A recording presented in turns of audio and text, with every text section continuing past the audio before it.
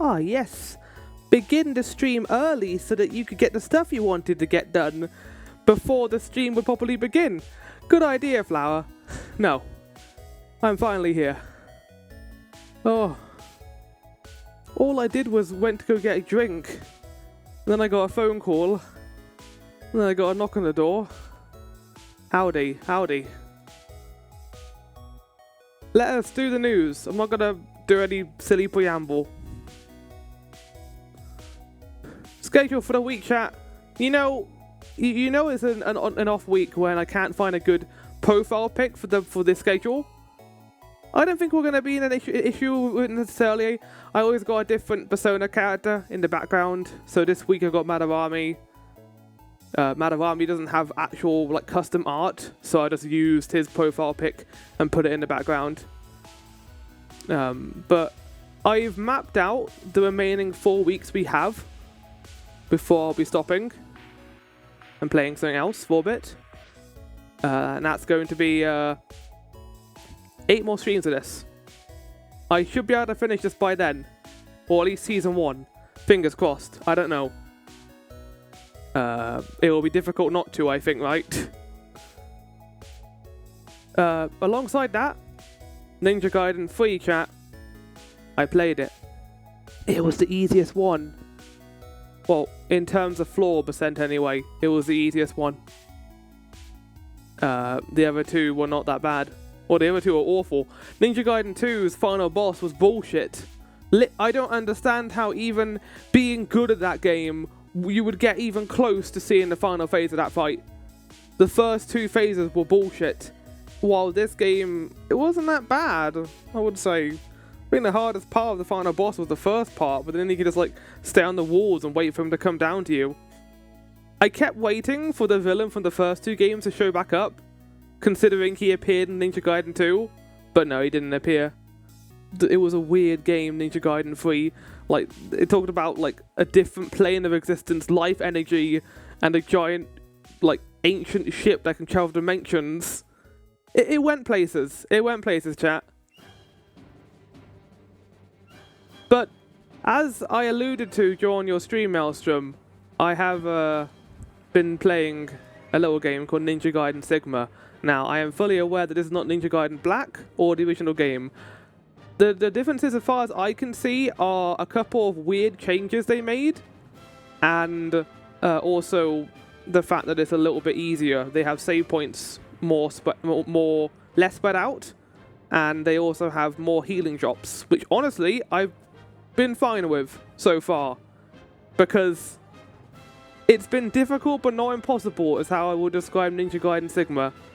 There have been a couple of enemies, some I've enjoyed, some I haven't, particularly the ones with a motorbike can go straight to hell. You can't even hit them. The only way I found to hit them is going into the fire mode and just knocking them off they can't hit you on fire mode, which is good. And like charging up your attack to do your ultimate move to like make them fall off. But even then, their contact damage is ridiculous. And that's not even mentioning the ninjas that will spam throw explosive kunai on you, which don't explode straight away, chat. They stay on you for a few seconds, and then they explode. You can like block it somehow by dodging as soon as it explodes. But, yeah. Ooh, the enemy combinations here are spicy. But I'm interested to see what happens as I go along. I did some before the stream today, and I had an encounter with 3... on the way to the location, I had to fight 3 of those explosive kunai ninjas in 3 groups, and then I got to the location, I fought 2 motorbikes, and then 2 fiends, and then a boss fight, without any saving. That was the hardest part of the entire game. It was crazy. I kept going like, is there going to be more here? Is there going to be more here? Yes, yes, yes. Dirge time, chat.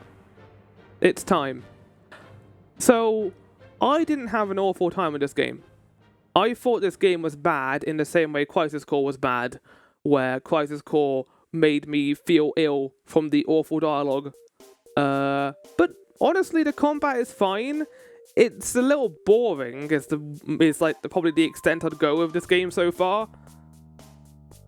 I'm kind of interested about the deep ground stuff, considering remake and what happens in that. I'm interested. I want to see what happened 3 years after the end of Final Fantasy VII. I want to know what Edge is, because they keep mentioning it. I don't know if this is like after Advent Children. It might be. But like, it doesn't seem the worst game so far. Seems alright. I consider this about as canon as a fanfic. What about Crisis Core? Because Crisis Core is pretty awful in terms of story. The only part of Crisis Core I want to be canon is the ending where Zack dies and sacrifices himself.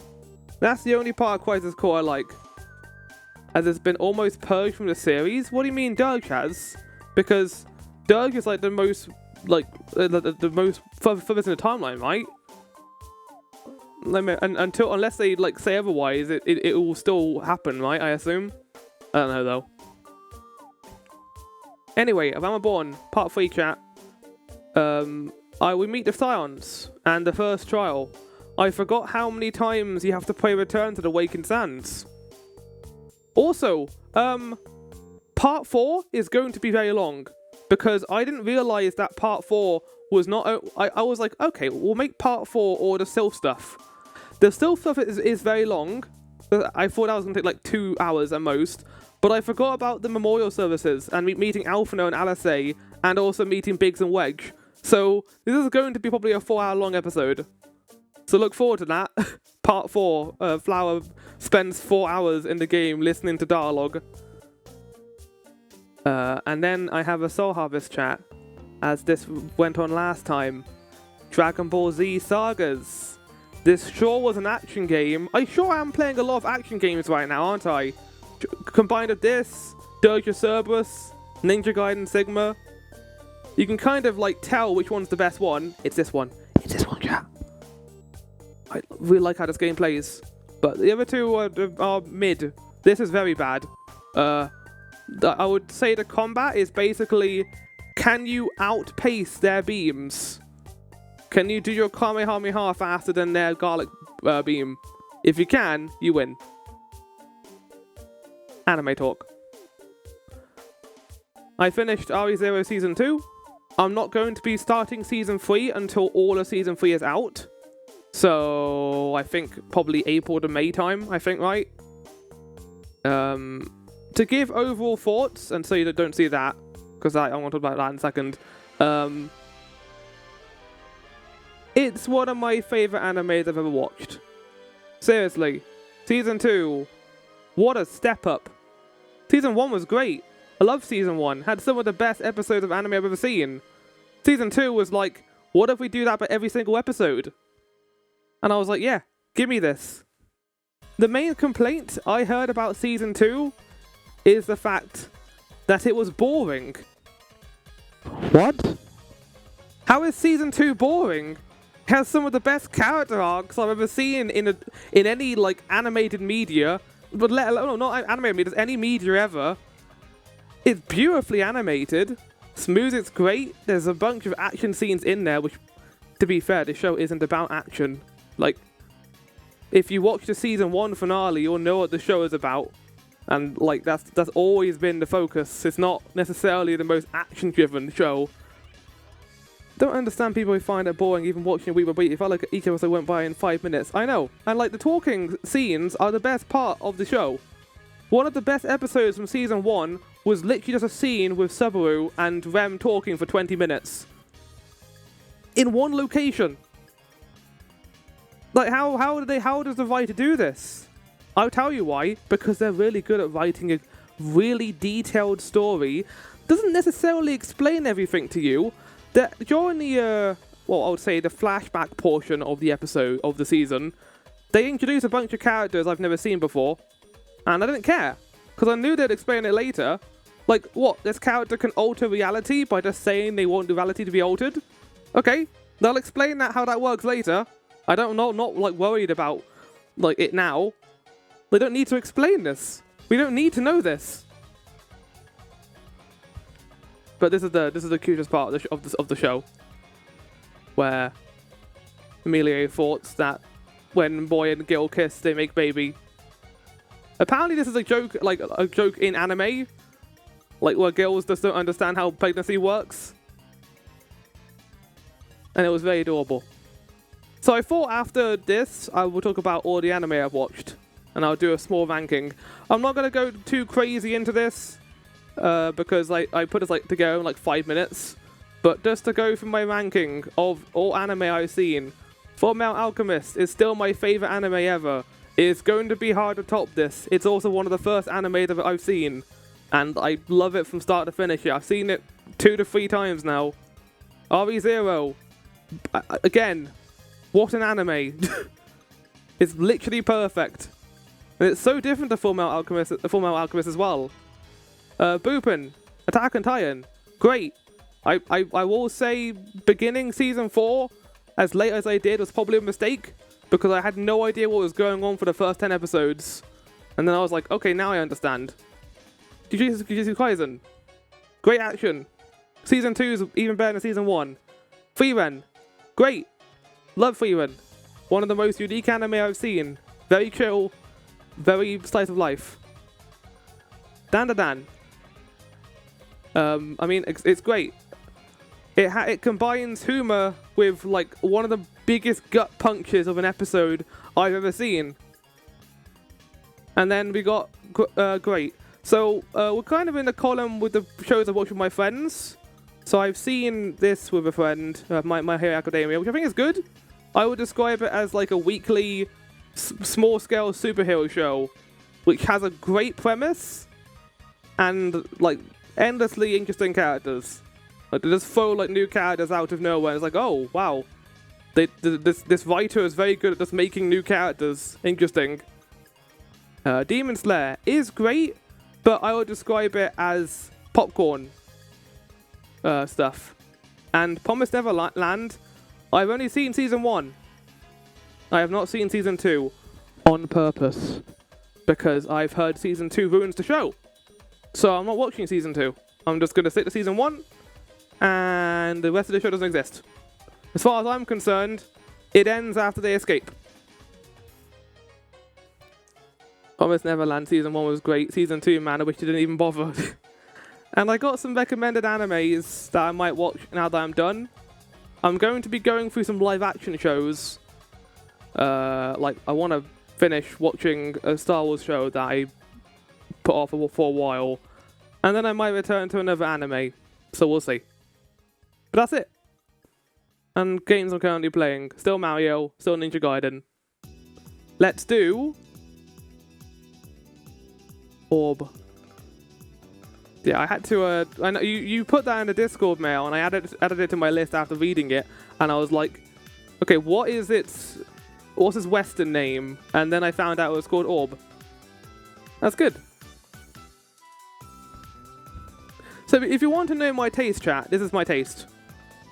Like, I like fighting, I don't like slice of life. I tried to watch the spy show that was recommended by the Discord, and I couldn't get into it because there was not enough going on. I know it's good, I know it's funny, but I need more than that. I need, like, plot pivotal, I need suffering. I think that's it. All these shows have suffering in them, even Frieren has suffering in it. I need suffering to enjoy. The 3 things I look for in anime, let's do that now. Number 1, action. Number 2, fantasy story. Number 3, suffering. That's a shame. Spy Examiner actually gets some of the best anime I've seen, especially when yours involved. Yeah. I bet it is good. But yeah, maybe I'd watch like a re-edited version of it, because I just can't get into the school stuff, and I think it's a little bit too slow for me. Which is interesting, because I think Re:Zero is a slow show in spots, especially Season 2, Part 2. If you don't like flashbacks, you're not going to enjoy the second half of the season, because it is all flashbacks. But that's the point, is telling you all the answers. Might be genres for everyone, yeah. I'm kind of glad I don't like all anime, because that will fill up my plate of too much probably.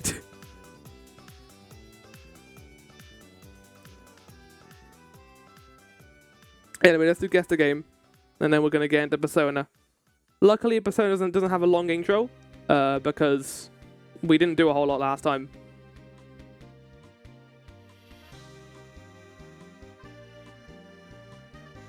I know what this art style is, but I forget what game it is.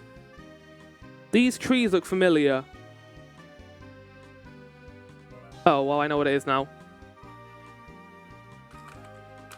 Is it Fighters or is it Sparking Zero? By the way, I have seen a lot of Dragon Ball. I haven't seen like the original show, but I have seen a bunch of it. If I was to rank that, it's what you'd think. I would probably put Z at the top, Dragon Ball, Super, GT, and I haven't finished Diamond yet, so I wouldn't know. But it's not Sparking. Oh, it's Fighters. I did enjoy Fighters. That's the one with the OC, female Boo, I think, in it, right? I want to play Sparking Zero when I get a chance to. OC Android 2. It brings back Android 16, which always makes me happy, because that's a great character who doesn't really get ruined by certain things in the show. It's a character who, okay, spoiler warning for 20-year-old anime. It's a character who stays dead and doesn't come back, which is great. The only character in the show actually stays dead. Anyway, we're gonna do anime game.